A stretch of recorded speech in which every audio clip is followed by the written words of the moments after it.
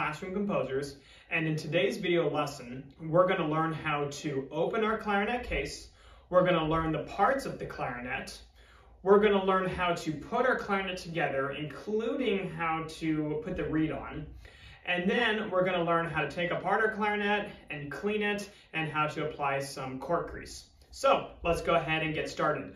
This is going to correspond with lessons 2, 3, 4, and 5 in the pre-method book. Okay, so the first thing that I'm going to do is I'm going to get my clarinet case, and yours may look a little bit different than mine, so hopefully you can figure out how to open yours correctly, and it won't be too different than the one featured in this video. Now, this is a hard case, and hard case means that it's made out of a harder material than, say, a soft case would be. And it's important that even though this is a hard case and your clarinet is in the hard case, this is not going to protect it from everything. If you drop it from really high, or you put it in the road and it gets run over by a car, the clarinet inside will get destroyed. Mostly what this case is good for is that if you accidentally ding something and like you bump into something, the clarinet will be protected from that. But do make sure that when you're walking around with your clarinet that you're still taking excellent care of it, even though it's in its case. Okay, so when you open your clarinet case, you're going to want to do it flat on the floor. And what you're going to want to look for is you're going to want to look for the latches. And you want to make sure that the latches, when you unlatch them, go up like this.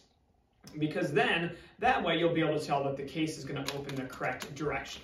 Another way that you're going to want to look is you're going to want to look for the logo of the case. And the logo, or the brand name, should be facing the top. And the final thing that you're going to want to look for is that if you look at this case, I have a smaller side and a larger side. The larger part of the case is usually going to be the part that's going to be on the ground. So let's go ahead and open up our clarinet case. I'm going to have it facing you. So I'm going to undo my latches, open the clarinet, and there we go. So inside of our clarinet case, we have a lot of different parts in here. We're going to check to make sure that we have everything inside of our clarinet.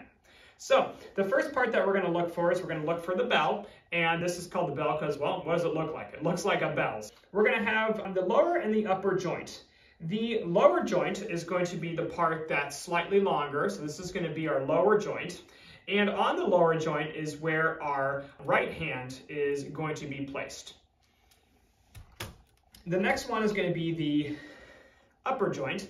And the upper joint is going to be where the left hand is going to be placed. And this one is slightly smaller than the lower joint. Next up, you're going to look for the barrel, because it kind of looks like a barrel. And then the final part of the clarinet is going to be the mouthpiece. And the mouthpiece is going to have 3 different parts with it. It's going to have the mouthpiece cap right here. It's going to have the ligature, and then it's going to have the mouthpiece itself. So make sure that you have all 3 parts: mouthpiece, ligature, and the mouthpiece cap. The next parts of the clarinet are for cleaning, and we're going to have a cleaning swab. Yours might look a little bit different than mine, but this is my cleaning swab. And then you're also going to have a little stick of cork grease, which usually looks like a little stick of chapstick. And then the last thing that you're going to want to have, and this is very important, are going to be reeds. And you're going to want to have at least 3 working reeds in your case at all times. So make sure that you have 3 of these. And you're going to want to check with your teacher as to what size reed your teacher wants you to get and what brand of reed that your teacher is going to want you to get, because the sizes are different and the brands are different, and each teacher has their own preference. Okay, so let's go ahead and go into how we're going to build the clarinet, and then once it's built, we'll talk about some of the parts. So the first thing that I'm going to do is I'm going to look for the bell from my clarinet case, and then what I'm going to do is I'm going to find the lower joint. And remember, the lower joint is the one that's a little bit longer. I'm going to find where the cork is, and this is where the cork is right here. And I'm going to insert the cork into the bell of the clarinet. And you're going to need to push and twist a little bit. Make sure that you're careful and you're not accidentally denting the keys as you're twisting. And there we have it, bell and lower joint. The next thing that we're going to do is we're going to insert the upper joint into the lower joint. And this is only going to work one direction. So if you accidentally go like this, it's not going to fit. So if it's not working, don't force it, flip it around to the other side. I'm going to carefully insert my upper joint into my lower joint. And then something that's going to be very important, and I'm going to go ahead and walk a little bit closer to show you, is going to be something called the bridge key. And with the bridge key, there's going to be two parts that are going to overlap right here, and you need to make sure that it's overlapped correctly. If it doesn't work, or it's messed up, or you're forcing something like this is not lined up correctly, we want to make sure that the upper joint is bridged over the lower joint. Okay, so that's going to be very important. Make sure that you double check with your teacher to make sure that you have the bridge key completely lined up. Okay, so now that I have my bell, my lower joint, and my upper joint assembled, what I'm going to do is I'm going to take the clarinet and I'm going to just put it across my lap, and we're going to come back to this. I'm going to grab the barrel, and then I'm going to grab the mouthpiece, and I'm going to put these two parts together. Like before, when you put them together, it's only going to work one direction. So this way, it goes a little bit too easy. So we're gonna flip it around here, and then we're going to take our mouthpiece cap off, and we're going to go ahead and place our mouthpiece cap back in our case. And now we have our barrel and our mouthpiece and our ligature. What's going to happen next is we're going to take the barrel, and the barrel is going to go on top of the clarinet just like this, and we're going to insert the barrel into the upper joint, and now we've got the clarinet fully built. The final thing that you're going to need to check, and I'm going to get closer again here, is the opening of the mouthpiece needs to be lined up with the key. This is going to be called the register key. It's going to need to be lined up on the back side of the clarinet. So this would be not correct. This is not lined up right. It's going to be hard to play like this.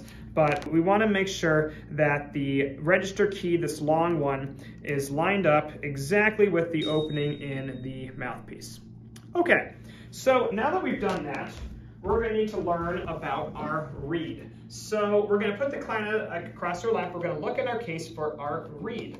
Now, it's very important to understand that the reed is a really thin piece of wood, and it is very fragile, and even the slightest chip in your reed will cause it to not play correctly. So whenever you're doing anything with your reed, it's important to be extremely careful and extremely delicate with your reed so that you don't chip it.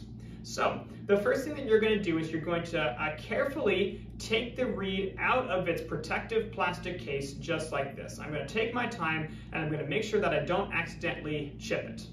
I'm going to put the protective case back inside my clarinet case. And then what I'm going to do, and I'm going to go ahead and get a little bit closer so that you can see it, is I'm going to look for where the curved part of the reed is, which is right up at the top, and then there's the flat part at the bottom. Okay, the curved part, about half of it from here on up, is going to go into your mouth, and you're just going to get the reed wet. You're not going to chew on it. It's just going to go into the mouth just so that it can get wet. So I'm going to back up here, and we're going to get it wet for about 30 seconds. Okay, so now that our 30 seconds is up, I'm going to have a moist reed, and then what I'm going to do is I need to put my reed on my clarinet. So I'm going to come up here again, and we're going to get a little bit closer while I show you how to do this. So the first thing that I'm going to do is I'm going to take my ligature completely off of my clarinet, and I'm just going to set it to the side here. And what I'm going to do is that I'm going to find the flat part of the reed, and I'm going to place the flat part against the flat part of the mouthpiece. So I'm going to place it right here, and then the next thing that I'm going to need to do is I'm going to need to line up the curve. So see how the curve of the mouthpiece is lined up with the curve of the reed. Now that I've done that and it's all lined up, I'm going to take the ligature and I'm going to place the ligature over the reed, and I'm going to be careful that I don't accidentally chip it. And now that the ligature is over the reed, I'm going to tighten the screws so that it firmly holds the reed in place. There we go. Lined up with the curve of the mouthpiece, the curve of the reed, everything screwed in, and now we are all set to go. And I did not chip the reed, and we're all set now. Okay, so here's my completely built clarinet. The final thing that we're going to go over in this lesson is how to take the clarinet apart and how to properly clean it. So the first thing I'm going to do is I'm going to take my reed off first. And it's important, just as when you put it on, that you take it off just as delicately as you put it on. So I'm going to carefully take the ligature off. I'm going to take my reed, I'm going to put my ligature back on, and I'm going to find my protective plastic case. I'm going to carefully put the reed back in the case, and now I'm going to return this back to the case of the instrument. The next thing I'm going to do is I'm going to carefully remove my mouthpiece and my ligature from the barrel and the rest of the clarinet, and I am going to put the mouthpiece cap back on.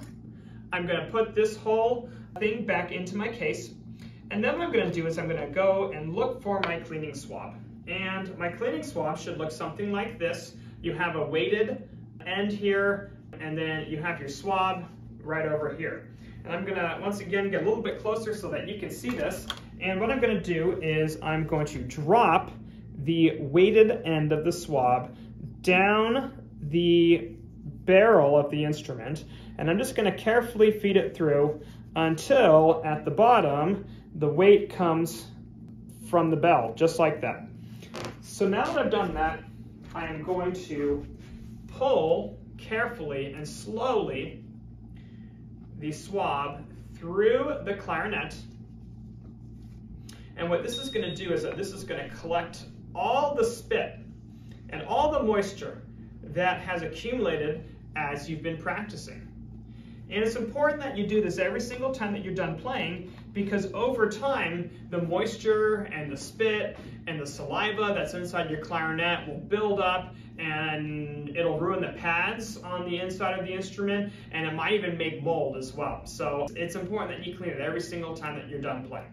Okay, now that we've done that, we're gonna start taking our parts and return them to the case. We're gonna start with the barrel. The barrel's gonna come off, we're gonna put it back in the case. We're gonna then carefully take the upper joint and place the upper joint back in our case. And remember, when you're taking parts off, each part of the clarinet goes into a certain part of the case, so if it doesn't fit in the case, it's in the wrong spot.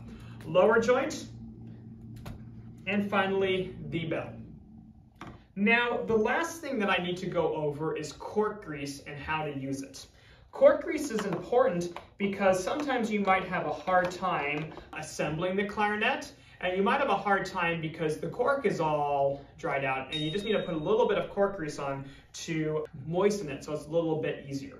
So, cork grease is something that you're only going to want to use when you're having a hard time putting the clarinet together. So this is not an everyday thing. In fact, this will ruin your clarinet if you put cork grease on every single day. So in order to apply cork grease, one more time, I'm going to get a little bit closer here and show you how to do this.